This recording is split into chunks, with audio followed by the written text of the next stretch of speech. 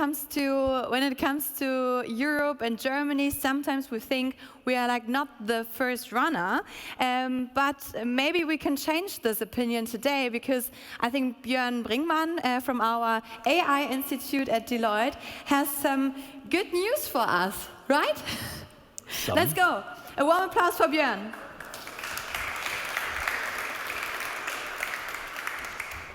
Thank you. So first good news is I study computer science. I have a technical gadget. It's probably going to fail because that's what technical people do with technical gadgets, right? So is that forward? No. Somebody has a manual for that one? Which button do I push to get forward? I see the laser pointer and a back button and a stop button. The big, oh, thank you. Wonderful. So good news, I found the big green button. And AI in Europe, some good news to bring in the next, I think, 25 minutes, what we have. And thanks, Lara, for the introduction. I'll take you a little bit on the story where this is coming from. I've been here last year. I've been in quite some discussions. And quite often, I'm sitting in discussions where people go like, yeah, you know, if we would just have more money, or, you know, if we would just have more talent, the industry is not really going to use it anyhow. It's so complicated. And I'm sitting there, I'm like, yeah, this really transpires hope and vision, right? Kind of highway to hell-like feeling you sometimes get. And I don't think it's that bad. So I sat down and I said, let's take the good news. That feels way more optimistic. But at least for me, I like to build on things that exist and that get me motivated. May they be so small, rather than, you know, standing in front of a fire and somebody saying it's even just getting hotter once you walk in there. So here we go. It's very simple. Good news. Here you go, one slide. And you get 24 minutes back. No, obviously it's not that, right? But that's the feeling you get in these discussions. And hence, disclaimer. Quite obviously, I don't want you to convince you that we're number one, right? Not in Germany, not in Europe. But I would like to convince you and have you go out here with this understanding that we're not at the last spot, if there's even a ranking, but rather the opposite, that there's a lot of things going on. And I had a chat with Veronica earlier today. She said in this 1 month's May, there's so many connections happening between different small groups which haven't seen each other before, which I hope will really push things even more forward. Now, that disclaimer out of the way. We go away from the black slides again, because supposedly something positive. Now, at the end, this are we number one or not, right? Or are we in the top 10? Is a little bit about competitiveness. And our co-founder of our Monitor Deloitte brand, Michael Porter, basically wrote down, I think 30 years ago, a nation's competitiveness depends on the capacity of its industry to innovate and upgrade. So you really need to be able to do that, not just to want that. And that's pretty much what I'm going to run through now. Now, before we go into, you know, the nitty-gritty, so to speak, of lots of examples, what we have, and none of this is holistic or meant to be complete. So if you say, ooh, there's one missing, yes, great, right? Keep it in mind and share that. And they're guaranteed to be many missing.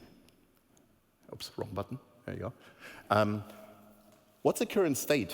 I'm very lucky to have the chance of that we interviewed last year, and currently again, actually, 2,500 people globally on what the state of AI is. It's a super long survey. You can read it if you like. We tried to make it a pleasure to read. We could look at Germany. Sample size of 150 senior executives is not huge, right? But it's a good number. And what we spotted at the very beginning is and I'm not going to go into the details of this matrix, but you can imagine Transformers is the group where you want to be in, right? And we have 42%. That's almost half of these 150 people. That said, we are a transformer. Our company does a lot of AI stuff and is successful with it. That's basically what it means to be in the top right corner. You do a lot of AI things, lots of different ones, NLP, computer vision, what have you. That is pre-generative AI hype, so that wasn't explicitly asked. And on the other side, it's not just we're doing stuff, but we're actually being successful. We're reaching a bunch of goals, right? You know, our processes are more efficient. We can enter new markets, what have you. The global average is, I believe, 27%. And when I saw this, I thought, okay, somebody's lying to themselves, because we're way outperforming global average. In fact, we're number 3 out of 13. The interesting piece here is there are lots of companies out there that are really pushing forward. If you want to see, and that's actually not an ad for the thing, but I can't go into the details right now because I want to talk about something else. If you want to see where the Achilles heel is, feel free to read the report. It's really about the culture. So companies seem to have kind of jumped over the fact that they have people running around in the company that need to be taken along, right? But there is quite some interest in adoption. And if you want to look this forward, how is this going to change? One last chart from this survey is globally on average, so these 2,620, 94% of them said that AI is really crucial for their business to succeed in the next 5 years, right? So that was the person's gone, but the one who said, if you don't use AI, you're not going to there anymore, that's that statement in numbers, kind of, right? Funny enough, and I have to apologize, the axis is cut off at 80% because otherwise it looks really boring. Germany is 87%. That's a lot. That's, basically 9 out of 10. But we're also last. So I think it's still good because, hey, 90% say it's crucial for our business, right? So out of these 150, there are like 135 or something that say we have to do AI. And you can see the other 2 countries from Europe are basically in the similar space. France is wide ahead, and if you're wondering, he just said 13 countries. I just picked some here, right? So there are more. They sort themselves in somewhere there. So there's a lot of demand, so to speak. Like pretty much everybody in the industry at least wants to do something there. Now, what do we need to get this up and running? And this is the first slide where we'll say it's probably not complete. We have industry, we have academia, we have government. Those, I believe, need to really work together, because otherwise it's not going to work, right? And within that, you have all these kind of little pieces and elements that kind of need to snap, ideally, into each other. You obviously need adoption, because otherwise you have a lot of interesting stuff lying on the shelf. You need the infrastructure, because, well, basically you need the shelf to put stuff on, right? Like compute or data or anything like this. You need a way of awareness, kind of ties in with adoption, I guess, so people need to know and need to want. Obviously, you need money for a couple of things. Patents/innovation, right, is an interesting topic. Where we're standing. Some research, because you want to have more patents, if you like, if you're interested in rankings. If you want to move things forward, you need research to do that, and obviously talent. And there might be other things. So what I did was basically just sat down and told my team, go find some good news. So they went and brought back a couple of things. Let's start very simple. Innovation. Oh, we're so bad at that. Yeah, we're number 8 out of, I don't know how many, but that list is cut off. That's way longer, right? And actually, we're going up. So we're, since when we entered this list, or the top 10 in 2009, we've just been going up. We're not at number 1, right? But you can see the delta to, in fact, in this case, Switzerland, is just, what, 7 percentage points? Or 7 score points? It's not like, we're number 8. That's a pretty decent spot. Now, I hear saying, yeah, Björn, that's patents and innovation in general. Obviously, we build machines. There will be innovations there. We probably do something with cars in there, and what have you. All right, fair enough. There's a global AI index. We're number 9. Okay, we dropped by 1 number. That's not too bad. That's a list of, I believe, 60-something countries in there, right? So we're literally in the top 10. And in the top, whatever, 14% of what that might be, right? What's not surprising is that the 2 popular ones are on the very top, right? No surprise here. If you look at the very last column, and it's small numbers, so I'll read it out for you. At the very top, it's just normed by the United States by 100, right? And then you basically go down. And Germany is sitting at, was it 37, 36? So a score of 36. And funny enough, the UK on number 3 is sitting there with a score of 41, rounded. So that's just, what, 5 points difference? So it looks like a long way, but we're not that far from number 3. We're reasonably far from number 1 and number 2. But we're there, visible. And there's a lot coming behind us, right? So one more thing where we are. You can go on with these things, right? Like I bumped randomly into this one and thought, funny. Like I have a hard time finding a chart that's actually saying the opposite, right? So again, 2 different axes, we're in the leaders group, right? Slightly different sorting, maybe now we're number 5, doesn't matter, somewhere up there. I'm pretty sure all of you know this, because it has been over the news since it became into existence. But the reason why we have microchips is because we have the Dutch, and Zeiss and Trumpf, because those 3 together are building the machines, the only machines globally that are able to produce these super small, hyper-efficient chips. Now, the chips themselves are not produced here at the massive degree, but the machines you need to produce those chips are completely European, right? And that, I think, is pretty impressive. And by the way, this shortcut of the story, ASML, which is a Dutch company that's basically building the machines eventually, using parts from Trumpf and Zeiss, they sat down some point in the past and said, we want to figure out how you can make these chips smaller. And they just went for it and put a lot of effort in it. And at some point, they had the breakthrough and now can build the machines. So that was a long path to get there. Now, the other one, and I put a tiny question mark in there, in terms of building semiconductors here, there's an ongoing discussion, I think that's fair to call it like this, of 2 pretty big factories from Intel, pretty much right around the corner, to produce some microchips right here, right? So there are things going on. And obviously, there's the CHIPS Act, where the idea is, hey, we're consuming about 20% of the microchips globally. Maybe we should produce that many. Probably our consumption is going to go up in the meantime, but let's try playing catch up. And there's 45 billion basically being planned to be spent on making that happen. That's not a small number. Obviously, you can use these chips for anything else, not just AI, right? What do you do with these chips? Well, you build data centers and compute centers. You know the famous ones. I'm not sure if you know those. And again, that's obviously just a sample, right? From the Schwarz Group, they said, we want to build a cloud. They put a lot of money behind it, and they went and they built Stackit. Is it as big as the other hyperscalers? No. Did the hyperscalers start as big as they are at this moment? Probably not. So that's an interesting start. And they're around for a year now.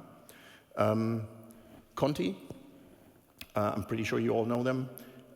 They have their own compute center to actually do AI computation, right? Like all kinds of deep neural networks in there, because they needed it, so they built it. It's there, it's commercial, it's for them, but they do exist, right?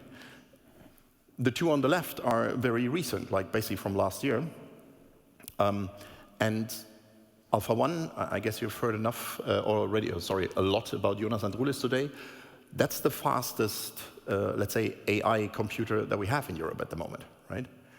And that's being inaugurated somewhere last year, so half a year ago. So that does sit, I think, somewhere in, it was inaugurated in Berlin, it's not right there, somewhere on German ground, so this does exist. And pretty recently, Hessian AI, so another, let's say, ecosystem kind of thing from, well, Hessen, they said we need one that's available for research. So they built one. That's, as far as I know, currently being extended even. But so that's now there.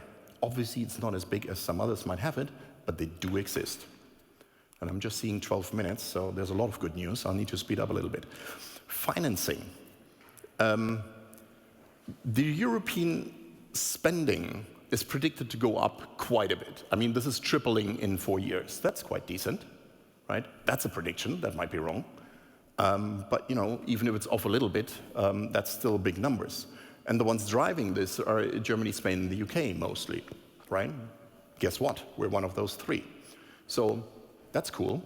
Then Sprint, our agency for disruptive innovation, so to speak, just got a little bit liberated of their, let's say, very bureaucratic corset, right? So we're able to react faster, more flexible, and more, let's say, investment style on this market. Again, obviously for all kinds of startups, which includes AI.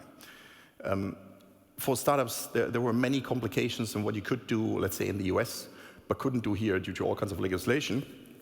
So the EU came up with this, I'm not sure that's the correct name actually, but the Startup Nation Standard, right?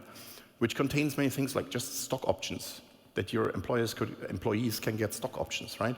This wasn't so easy. Now that has moved forward along with a bunch of other things. So there's a lot happening here, right, in financing. And again, these are just samples. If you dig further, you will find other billions, right? Talent.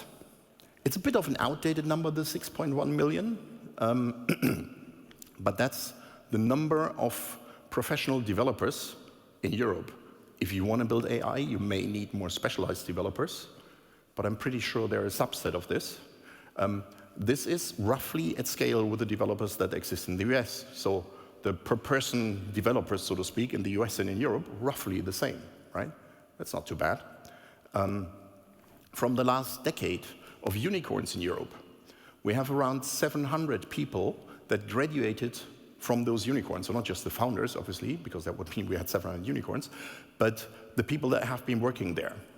They know how to grow and run a big startup, right? They know how to do an IPO and stuff like that. We have 700 of them by now, at least.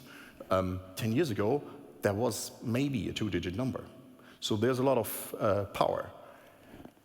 Another number I was quite surprised to find is how's that thing called? The Deep Tech Talent Initiative from the European Institute of Innovation and Technology. Obviously complicated name, right? But the interesting thing is they want to train 500,000 Europeans in deep tech, right? The 500,000 is not huge, but it's quite a decent number. So again, there's a lot going on the talent side. Research and ecosystems. I feel really like I'm just going down a long list, right? It could be a lot longer, but that's the idea, right? You should be like, oh God, it's more and more. When will you stop? That's the idea, right? There's a lot. The Innovation Park, that's again pretty much the Schwarzgruppe, right? They decided, Heilbronn, I believe, to build this. It doesn't look like that yet, but it's supposed to look like that in 2027, and they have a bunch of stages, so we don't have to wait till 2027. There are things happening right now. We have some folks from Applied AI here. That's already existing for a while. That's a huge ecosystem, right? They're connecting all kinds of people. That does exist, is running really well. We have the KI Park here in Berlin, where we as Deloitte kind of also went in, right? This is growing quite a bit. There are lots of discussions happening.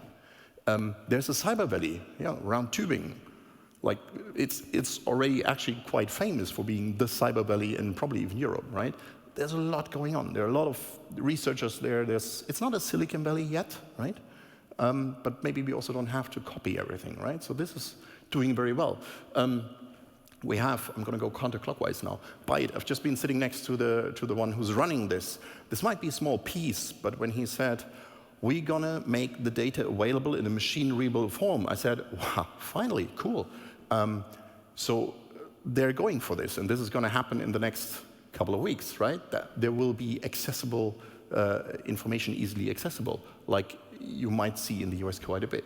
There's Hessian AI, which I just mentioned, which is still pretty fresh, bringing research and industry together in Hessen.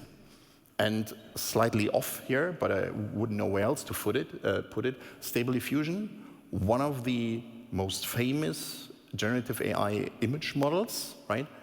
That's from the University of Munich, from a guy that happens to share first names, but so that's world standard, right? So there's a lot of this going on. Just short sample of startups and innovation. You will have seen those, right? But there are many more. Let me just pick. You've seen Aleph Alpha for sure. The bunch of others. I'm not sure whom of you knows the one on the bottom right. I'm pretty sure DeepL, all of us are using. And I have no idea how to pronounce it, Lion, right? They basically curated one of the image data sets which is used for all these image learning systems, right? That's huge, like everybody's using this. It's sitting somewhere in Germany, this data set, and the people kind of making sure that it works also. So they obviously have connections to other places as well, but that's where it's coming from. Coming to adoption, that's basically the personal story here. One is a recent Bitkom study said that roughly half, is it right? Half of the companies of 2,000 people or more, so there are very few companies with less than 2,000 people, I guess. Well, in Germany, that's not entirely true. Sorry, I'll take that back. But half of the reasonably sized companies do use AI in one way or the other. That's a lot. That's what I would call adoption. It's not 100%, but it's a very good step towards 100%. And the below is just a color-arranged list of our top companies in Germany, right? I have so many people reaching out since basically beginning of the year from all kinds of companies saying like, we understood, we want to do AI, where do we start, right? So there's a lot of interest being triggered right now because obviously there was a trigger point with end of last year and everybody been playing around with the famous chatbot. And many of the folks woke up and finally reach out. They reach out with completely different questions and think it's going to be solved by a chatbot, but that doesn't matter. So you can easily kind of reel them in and say like, interesting idea, let's go over here. There's a good solution for you, right? But many have been waking up and many are coming with the interesting questions and overcome the fear and have seen what can be done. And I think that's the most interesting part that I currently see is everybody can use it and everybody is impressed. Some are a little bit scared, some are a bit too optimistic, but certainly everybody's impressed and gets the first idea as to what AI is actually able to do. It's not like only somewhere behind the scenes doing its magic, but can actually feel the magic. And that has been hard to convene for a long time, and we can really see the effect right now when, literally from all over the place, industry reaches out and wants to start or improve or change or what have you. And then that one. And it's funny, because quite a while ago, and I think in the way, I agree with the sentiment in the room, I would say, right? There's a lot that could be broken with this. But at the same time, pretty much right now, in the last weeks, there was an outcry for maybe we need more regulation, right? So I purposefully didn't, not in the talk, but not at all, deep dive into this topic, because I have colleagues that do that very well. But the fact that we have already a head start of 2 years in terms of experience and what, how to discuss this topic, I think is also a very interesting point here. Now, as far as I know, it's going to be voted tomorrow, so the last part on the left slide, on the left part is kind of slightly outdated. But that will be a very interesting journey as well. So lots of things that happen here in this range. And I'm not very proud of that slide. And I think I found part of the answer today already. But, okay, that's all good. But is that a classical case of too little, too late? Or are we just, having trouble with the fact that Europe happens to be more fragmented than, China and the US, for example, where things are easier to reach because it's more concentrated or because the country is just more homogeneous? It's few places are as heterogeneous as Europe, I guess, at that scale. So is there a need for just simply, do these people talk to each other? Do all these people on those slides kind of know each other, or at least know that they exist? I kind of doubt that. Then there's the other question about the money, and I had to put it on here. Obviously, we do have, and it's quite often quoted, right? We have CERN in Europe. That's sitting somewhere at the corner of Switzerland and France. And roughly, the European countries involved in that, plus there's some money coming from, I believe, Japan and the US as well. But the operation costs of this one is roughly €1 billion per year, roughly. That's quite a lot. And I think we wouldn't necessarily need the same number for AI. But in a way, I think that's the easiest argument why that number is possible, right? Especially if you spread it out over more countries. But for that, there would need to be one sink, so to speak, to put the money on, rather than spreading it out in many different parts. And I'm not sure if one of the two is a better solution. But what I really have the feeling is, and I guess you got that at the beginning, I have the feeling we lack a little bit of optimism. And I would really hope that because at slide number 3 you said, oh, he doesn't stop, we get a little bit more optimism in the room, because this was all a sample. I'm pretty sure I could make the talk 5 hours long listing more examples, well, obviously the message wouldn't change, and the only thing that would happen is you would get bored, I guess. So, with that being said, there's a lot of good news. We're maybe not that good at marketing them, and maybe not that good at talking about them. And as I said at the beginning, this May, it seems that many are actually getting together, but we should kind of not just sit and watch, but go and push. Thank you.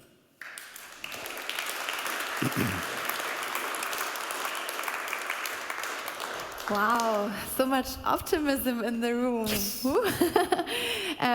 Yeah, I really like to see that we are at place 8 when it comes to Innovation Index in Europe. I didn't know about that. But I would like to ask you also, maybe we can do it again like before, to become active. What do you see as the greatest developing fields for us in the competition in Europe? Any idea? We heard optimism.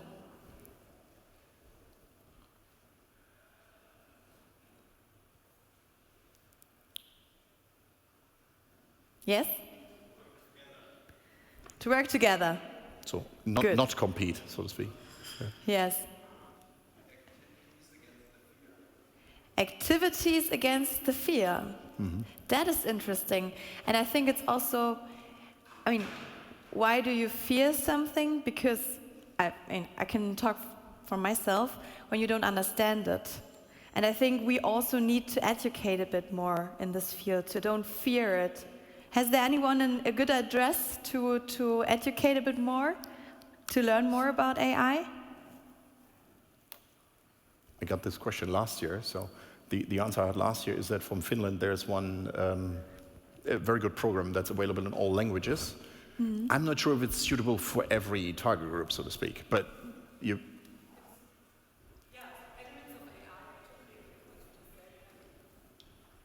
Hi, thank you. So Elements of AI, this yes, is the one exactly that one, yeah. you were suggesting.